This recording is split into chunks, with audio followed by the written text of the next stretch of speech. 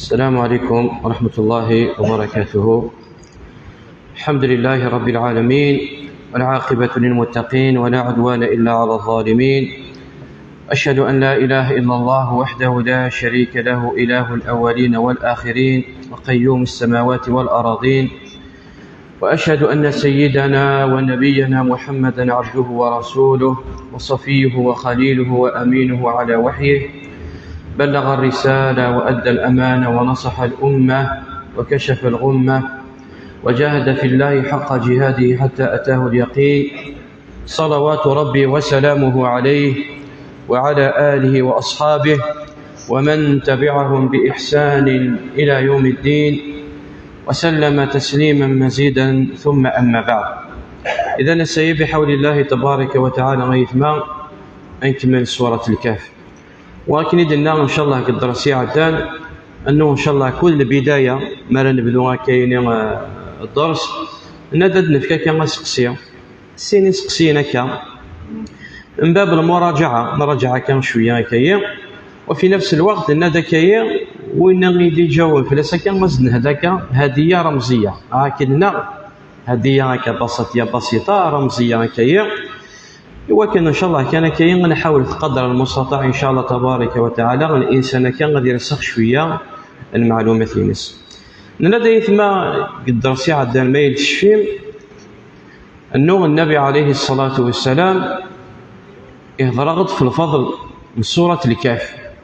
لا شو من الفضل يتسعى في سوره الكهف وين راه تقرا ناس الجماعه الندم من بين ايات ما ماشفيم من بين الفضائل سيدنا النبي عليه الصلاة والسلام ونيك قرأت سورة الكهف أس الجمعة تتعصم من الدجال.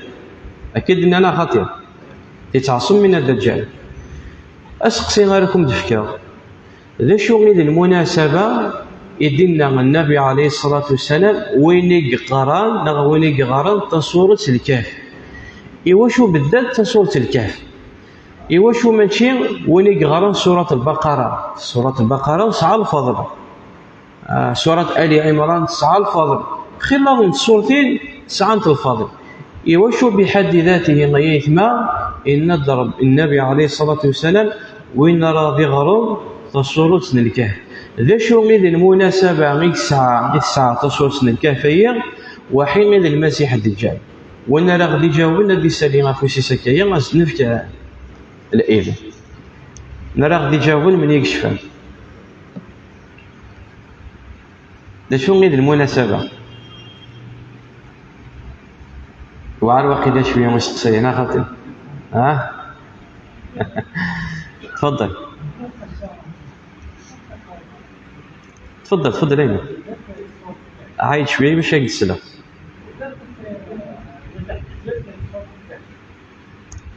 ولاش القصة من صورة المسيح الدجال في سورة الكهف؟ تفضل أبو القاسم. سورة الكهف المسيح الدجال ستكون له معجزات. صحيت. من بينها إحياء الموتى. صحيت. وتكون له معجزات أنه يقول لسبع أمطار فتمطر، ويقول لسنين الأرض استخرج ولدها كالسباع. صحيت. أكان شتان سريت مرة في المسيح الدجال روح. فهذا تصور الكهف فيها بعض المعجزات لها علاقة بمسيح الدجال. مش تفهم غد. من بينها بدنا نقرر المعجزة تنكسر في المعجزة. فيها بعض الإشارات. صحيح روح. إشارات مقبولة هي. لها علاقة بمسيح. صحيح. من بينها وسيدنا موسى قتل نفسه.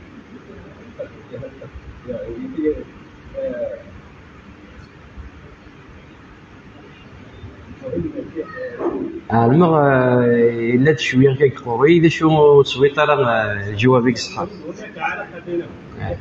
أكيد لا العلاقة اللي نشوف نعرف إذا شو أكون تيجي تجاوب ما عادش مش كان تصيروا ما تشوف ناس مليح. نبدأ شو غير المناسبة غيثما أنه المناسبة في سورة الكهف هي اللي نزيس 4 تقسيطين. أكان خاطئ تقسيط من أصحاب الكهف، تقسيط صاحب الجنتين، تقصيت موسى عليه السلام وحيد الخضير، تقصيت ذي القرنين، تقصيت أصحاب الكهف سعى العلاقة بالعقيدة ذي الدين، أنه ويشيين مرولين السلطانيين الكافرين المشركين إلا نبغى غادي يحتم في الاسم الكفر رولين سدين إنسان، يعني سعى العلاقة ذي الدين يتم زوارف. ويسند صاحب الجنتين سعى العلاقة ذي الريمان، أنه رجل مفتون الشينس إلى آخره، باش كالعبد وليت توفتنا قدينيس الشيء اللي يجدف كان ربي. ويسلثا تقصيت موسى عليه السلام وحيد الخضر عليه السلام مسألة إلى سعى العلم، أنه المسيح الدجالين الكثر غادي يفتن العباد إلا نجهل زيس. ويس ربعة ذي القرنين سعى العلاقة وحيد الحكم وحيد السلطان. المسيح الدجال اسمه ردي فوق 40 مرة ما نتدي جمع أسيني أنا ربكم أني بغوا نفتن سوا شو يدين إنسان أني بغوا نفتن باش كتكفرن ربي سيني كذا ربي ثنون. قضية المال هذه بغوا نغوش الشيع صاحب الجنتين شو غير الشيطان يغوى الشيطان الشينس، وين المسيح الدجال ديال وكلاني غوا شو الشينس، لانه سيني الهواء غادي تغليد الكنوز الخير دريمنا كل شيء ديالي غير القاعه يعني يسعى دريمنا. قضيه الجهل نفس الشيء، وينك جهل زياس راح غادي توكلح. وقضيه السلطه ذي القرنين انه المسيح الدجال مردياس ان يحكم هذه هو غادي يلي نسمي السلطان فلاسه. فما وين راضي غران سوره الكهف اثي عصم رب العالمين قال 40 مره سيغيد المناسبة هكا أكم درنا غاسقسي نيطون باش كنكمل زيس درسنا كم تكغيون بسيط لنا دايثما تصوت الكهف تبدو سالحمد. ونلاد أنه بالقرآن الكريم اللان 5 صورتين يقبدون سالحمد. نرى غدينين دا شوفمت في صورتين هنا هذه سلف وسيس هكا والله ضردي ونسى هذه سالف وسيس كان كايا وين يبغى نادي يجاوب الناس تفكر أيه نرى غادي يجاوب. تفضل. صاحت صاحت صاحت صاحت أشي باشا أنت يا خمسين. سورة الفاتحة نص ترتيب تصورتنا الفاتحة تصورتنا الأنعام تصورتنا الكهف سورة سبأ سورة فاطر 5 أيام بدونس الحمد لله والحمد لله. وسنك الجائزين بسيطة رمزية. تفضل أبو القاسم إيمان رمزية هدية بسيطة هكايا شاك وين راه غادي يجاوبنا كا. وكذلك نطلب ديت مثلا المحسنين تشاركنا غدا عاوناك ما إلا كشيونيه هناك غدياوي هكايا أين هناك ما تنفك إن شاء الله كجائزة رمزية وذي قول ربي إن شاء الله. إذن ننادي ثما تصوتنا الكافية تبدو الحمد لله.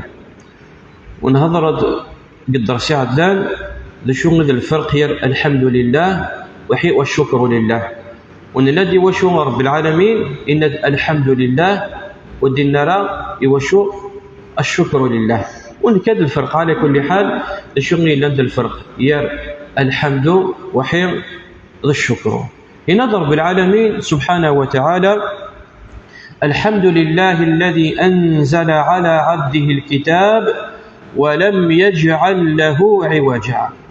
الحمد لله إنزل رب العالمين في العبد الكتاب يعني القرآن الكريم إرلغ ورجعي لولا لزوح للعجزيس ورجعي لولا لزوح للعجزيس. الحمد لله الحمد لله الذي أنزل على عبده من هو اللي قصد لي عبده نبينا محمد صلى الله عليه وسلم. ونغي نظر بالعالمين على عبده وديننا على محمد وفدي بديرا في السسميس. فذا يبدري في الشوشو يبدري في الصفة العبودية. الحمد لله الذي أنزل على عبده كنا درنا رب العالمين السورة تقبل سورة هي سورة الإسراء. سبحان الذي أسرى بعبده من المسجد الحرام إلى المسجد الأقصى. فذير نظر بالعالمين الحمد لله الذي أنزل على عبده يوصف ضرب العالمين النبي محمد عليه الصلاة والسلام الصفة العبودية. والصفة العبودية ذير وصفتين من باب التشريف، وهي كلمة ألطف لو كانت الذكر سيسميس الحاجة تمزواف من باب التشريف، بمعنى أنه الشرف أنه الإنسان أذيلي عبدا لله عز وجل. الشرف مرذيلي الإنسان عابد لله عز وجل.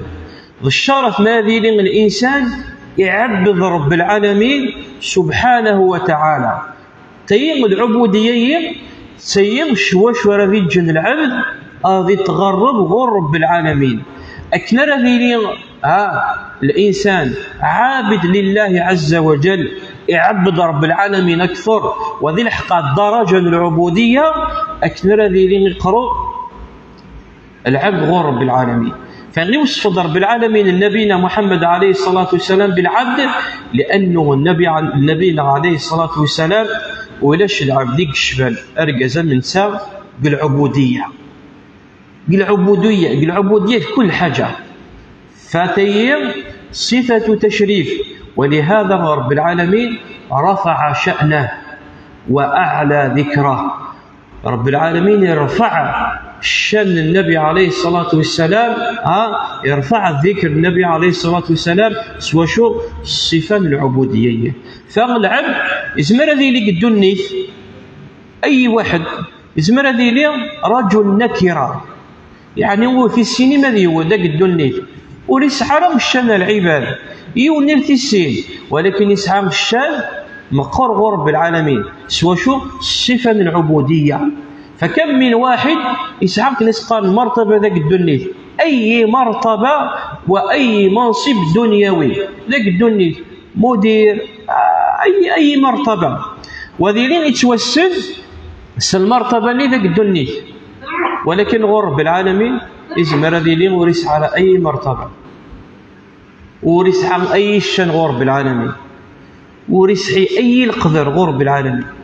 ولكن يزمر ذيلين يقول ذاك الدنيا وريس على أي مرتبة دنيوية، وريتوسن وريتوعروف، ولكن يتوسن الملأ الأعلى غرب العالمين عند الملائكة وشو بصفة العبودية. ثانيا كلمة العبودية هي كلمة ألطف لو سماه الله عز وجل باسمه محمد، بمعنى فهي من باب أكنس قرن ذي القذر، يعني اسم الذي لي غميش ما ذي لي غميش صلاعي تسميس أكن يبغون إني اسميس محمد عمر سالم كمال نا مرة ذي لي كلمة ألطف مرة استغار تمير أي دمير خميد الحاج غمير أو يدوي غمير يعني ثي أمير كلمة ألطف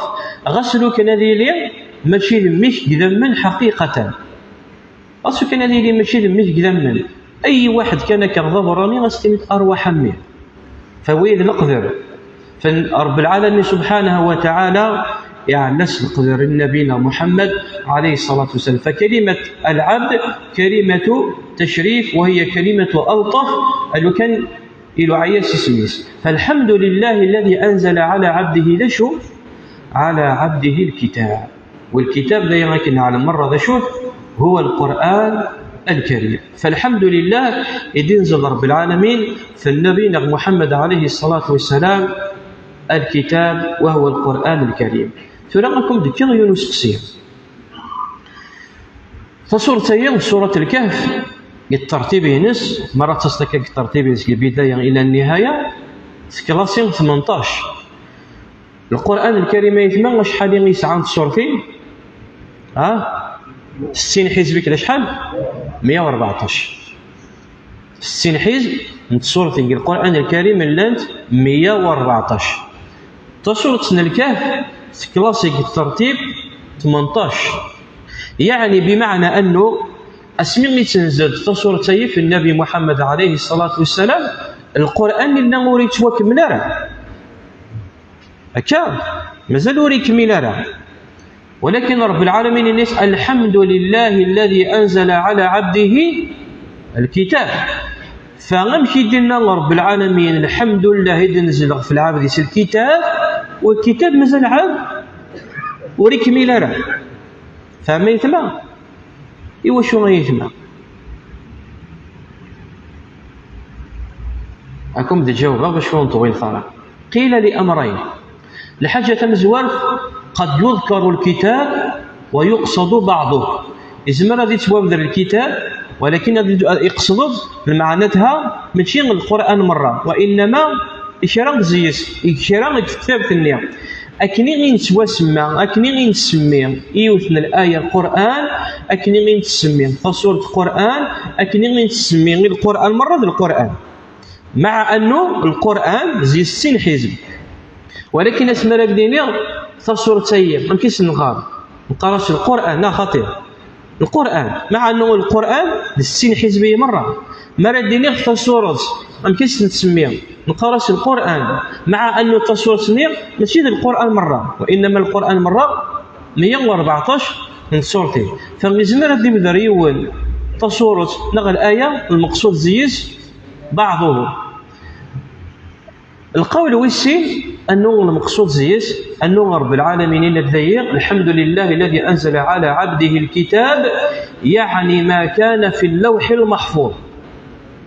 أكنيت على ما يثمى القرآن الكريم وقبل أن ينزل في النبي محمد عليه الصلاة والسلام إلا من تواجه معناه خطير جيوت كتاب ماشي صغار كتاب ثاني النص اللوح المحفوظ. يعني القرآن الكريم إلا يوجد ما يسمى باللوح المحفوظ. وباش ربي سبحانه وتعالى من حكمته أنه يبغى ينزل للنبي عليه الصلاة والسلام ضربة واحدة. ولهذا الكفار فواشو غيلو من النبي عليه الصلاة والسلام ناس لو نزل هذا القرآن عليه جملة واحدة ماشي سنة رب العالمين من بين الغايات كذلك نثبت به فؤادك.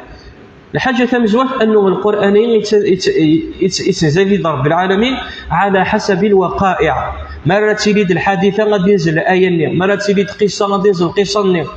ألو كان ينزل في النبي عليه الصلاة والسلام ضربة واحدة يعني يوعاري وكنا تشوفوا في الناس شي فرق ديني غير واحد ثورة قلت فيك القرآن الكريم هي ثورة حفظتي ثورة كحفتي أظن غادي تحفظت والزمان طارق. ولهذا رب العالمين الحاجة مزوات ينزله على حسب الوقائع الأحداث اللي تسيرين وحيد النبي عليه الصلاة والسلام في أولا. ثانيا باش كان يرسخ كما بعد تحفظ القرآن الكريم أي تحفظ الآية سنة 3 ومع ذا الشفوز في اللسنت مليح ومع ذا السكوين نحفظ سنة 3 غيطون ومع 4 5 غيطون أزوح حاشا ماذا جمع أختي ديكي فوين إلى المقصود. فالحمد لله الذي أنزل على عبده القرآن ولا شيء ثم النعمة مقر القاع ربي أنشتني دينزل رب العالمين في النبي محمد عليه الصلاة والسلام وفي الأمينس أكل مثل القرآن الكريم. ذي النعمة ما بها من نعمة. في القرآن الكريم يثمى يتعرف رب العالمين سيماني سديا يعرفنا عن نفسه عن أسمائه وصفاته. القرآن الكريم كتاب تشريع كتاب هداية ذوال يدي سفغا العباد بالظلمات إلى النور، يدي سفغا العباد من الضلال إلى الهداية، يدي سفغا العباد من عبادة العباد إلى عبادة رب العباد. ذي العباد لن يتمر مكارم الأخلاق.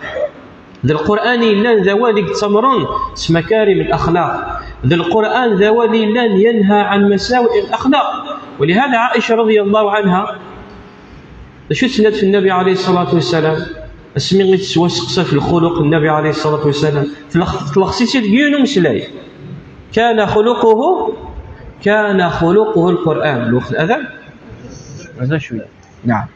فلما سئلت عائشة رضي الله عنها عن خلق النبي عليه الصلاة والسلام شو سنتنا كان خلقه شو القرآن.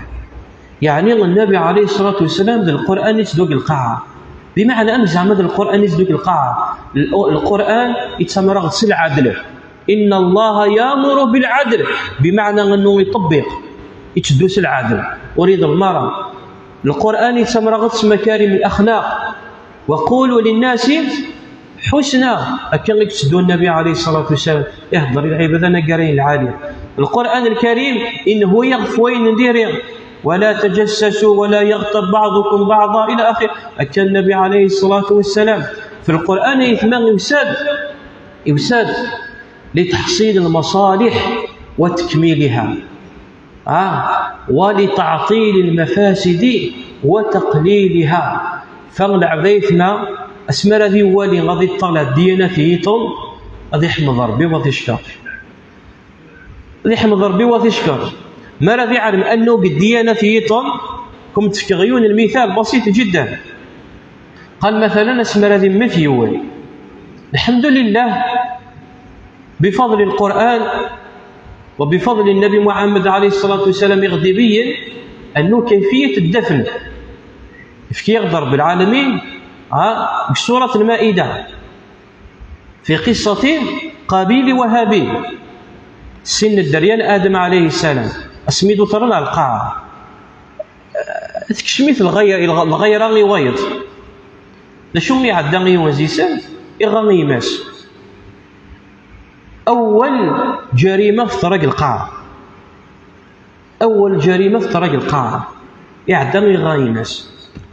ثم يعدى إغاني ماس هي مش هذا شو اللي يخدم سيماس النير شو هذا يخدم سيماس لشو يعدى رب العالمين إيش يعز رب العالمين سين الغراب سين كيسقال تيجرفع النور انتو يا راسد هي وتغافي اثنين باش يتعدى خدمه سيتي يوتسماس تعدى غزاكل مطليس ثريا سكن ان ياس ادم عليه السلام سيغل السنه الدريانيش يلقى انه ما يلاغي موثي وزيوان تتمطل ما كانش طريقين.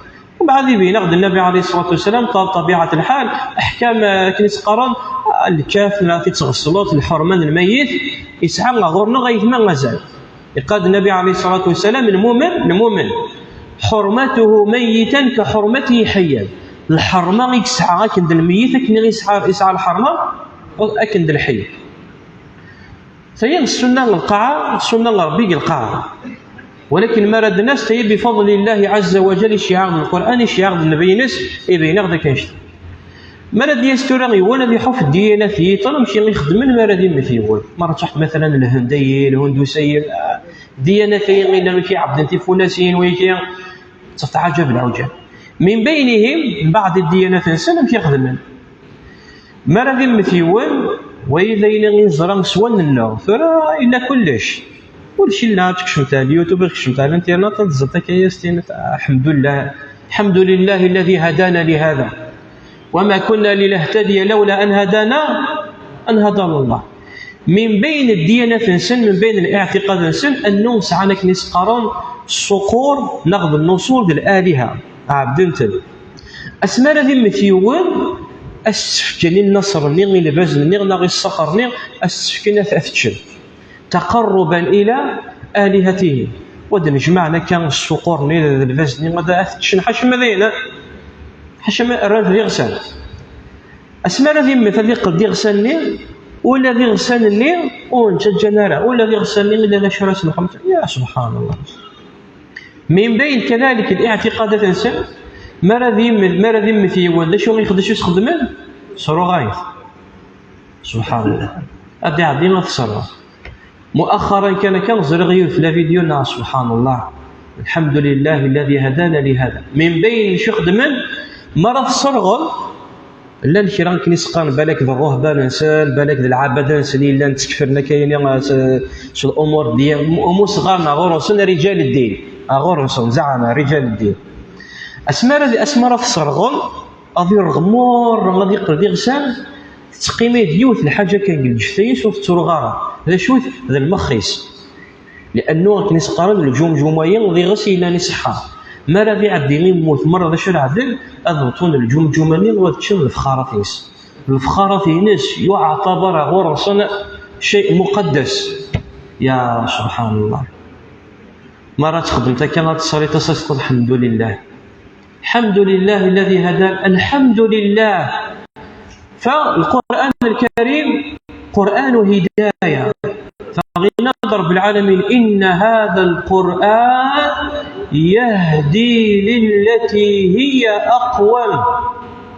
أول رب العالمين إهدود العباديس أولا شفاء لما في الصدور زيد بزيادة مرة في غريون مرة في قريون أذي أعلم أن هذا ليس بكلام بشر وشتان بين كلام البشر وكلام إله. أي واحد لو كان غسو كان ذي الكفر وزارك بعض الفيديوهات كثير الأذان نعم إن شاء الله بعد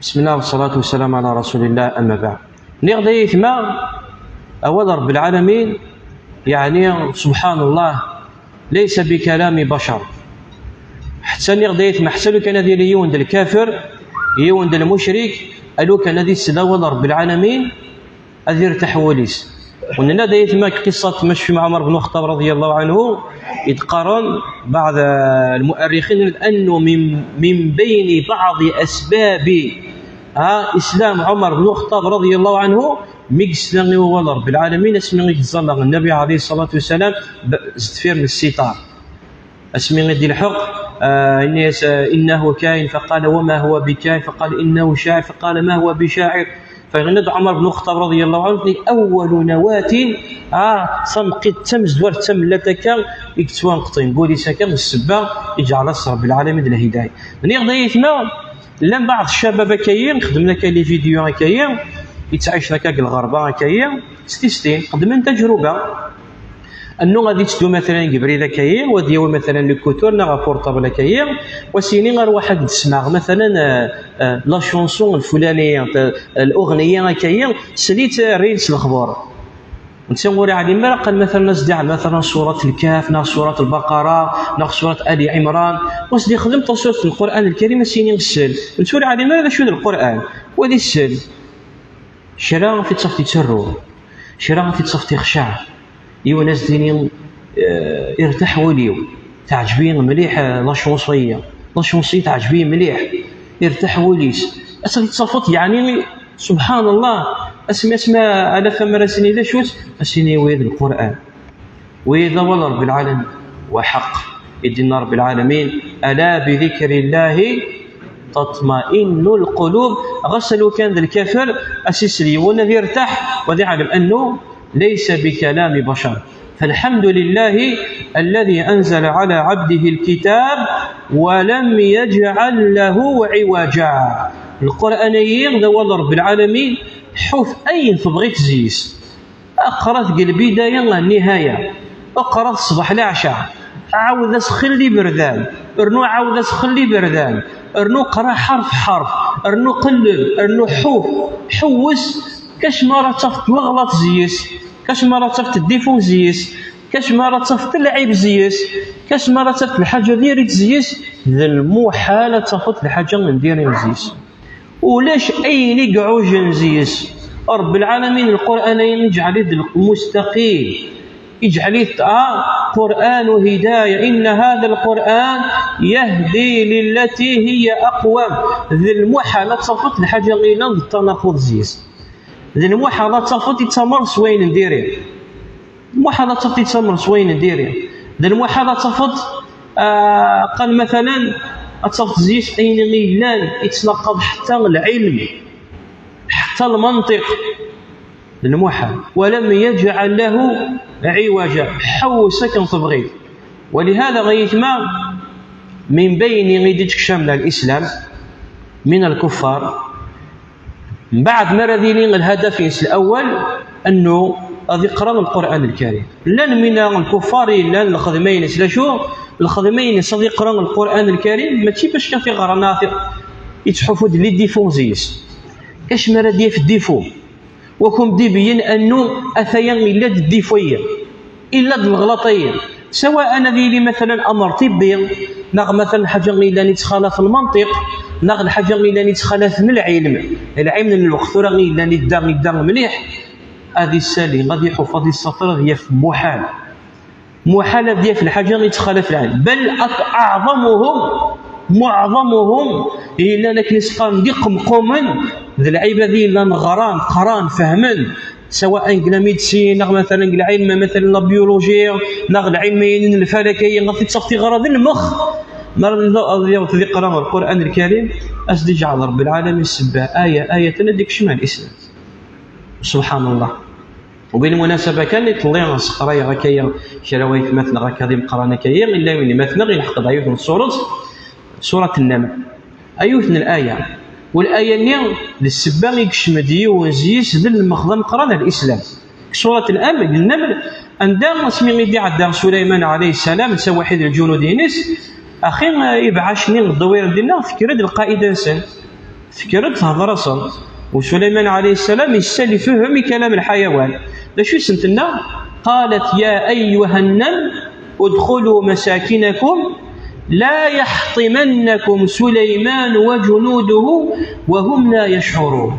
الحق دار الكلامية لا يحطمنكم يتحفوا كان ندير لا الديفو يتحفوا كان ندير لا الغلط أثيا الديفو وين يتخالف العين الحق دار الكلامية لا يحطمنكم إيوشو مدينا ربي تبعوش مرة تروح تتعبسطوط أتروح بالك ترزطوط ولكن الحاجة مرة نعلم الحاجة تروح تتعبسط يعني قرصة تسكر في الجلط تبعوش اسمي نسخدم منك نسقان بحثا وفهم زيغا تبعوش تايا تسعة ذي الكوفر الغطاء زجاجي نتزاج سبحان الله. لو كان ماشي الدجاج اللي غير ساعه كني لو كانوا سنرا واستنرا لا يحطمنكم ولكن نعلم لا شوف تروزون الحاجه غير الدجاج فغينا لا يحطمنكم سيين السبب شمل الاسلام. فالقران الكريم كلام معجز وكلام هدايه وتصفر زيس العوج. ثم قال زين الا الوقف الحمد لله الذي أنزل على عبده الكتاب ولم يجعل له عوجا تحبسط ومن بعد قيما تأكيد للكلمة قبلها قيما يعني مستقيما يعني الحاجة غير نورع وجارة ولكن كانت تكملط أتفضل تحرفت المعنى مرة عوجا قيما يعني العوجين غير المستقيم غير مفهومي. ولهذا القرآن الكريم إلا مسقر أحكام القرآنية يسعى مسقر أحكام التجويد. مرة تحط تغرات القرآن يسعى أحكام التجويد. الأحكام التجويدية يعني غنمشي دينزل رب العالمين في جبريل عليه السلام، ومشي دينزل جبريل عليه السلام في النبي عليه الصلاة والسلام. ما إلا فقرات أحكام تجويدية فقرات أكني دينزل ربي، يعني نلقى تصعد السند العالي إلى الله عز وجل فين تغرطي فيه أكني غير غير ربي جبريل، أكني غير جبريل النبي عليه الصلاة والسلام. من بين أحكام تجويدية إلا الحكم مسقرا أحكام الوقف والابتداء، بمعنى فقرات القرآن الحمد لله رب العالمين الرحمن الرحيم إلا من درجة حفصت، وإذا تحفصت إلا من دا الزمر ترى تهبط السنة وتهبط ترى السنة ممنوع تهبط السنة. أكون تفكي غيون المثال باش كنفهمه ونختم زيس إن شاء الله الدرسية ونطول طرف الأول. على سبيل المثال نضرب العالمين سورة المدثر: يدخل من يشاء في رحمته تحفصت والظالمين أعد لهم عذابا أليما. بمفهوم أنه رب العالمين إن يكفى نشكش مع الرحمين وين بغير.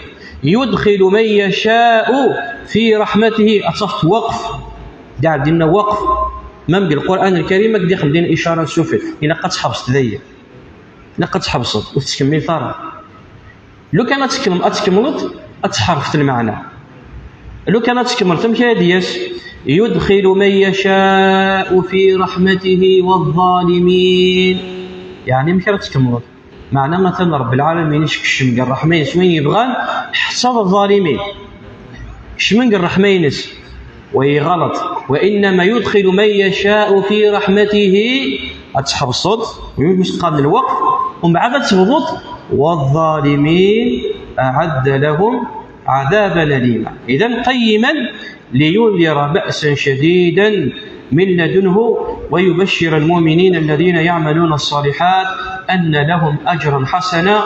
ومنهج القرآن الكريم وهو المنهج الذي تبعه نبينا محمد عليه الصلاة والسلام، وإن شاء الله هذا يكمل قد سيدي تدو أنه من منهج القرآن الكريم أنه يتدو بمنهج الترهيب والترغيب.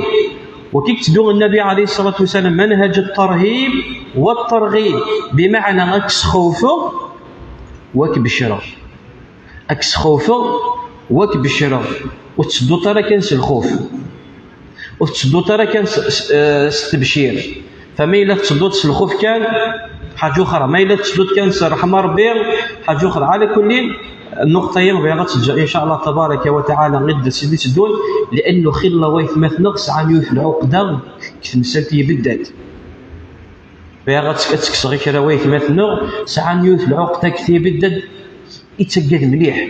هذه خدمة ما كان كان زوحة كيخليك يتسجد، يعني نتدوم سيون وبريد منهج التخويف، يعني يتسجد كان يتسجد العالي ما تسجدت ولكن السهالة رحمة رب العالمين. على كل حال نطول ثالث وكشتية أتجر إن شاء الله تبارك وتعالى من التسديد. أكتفي بهذا القدر، أقول ما تسمعون، أستغفر الله لي ولكم، وأصلي وأسلم على نبينا محمد وعلى آله وصحبه أجمعين. بارك الله فيكم.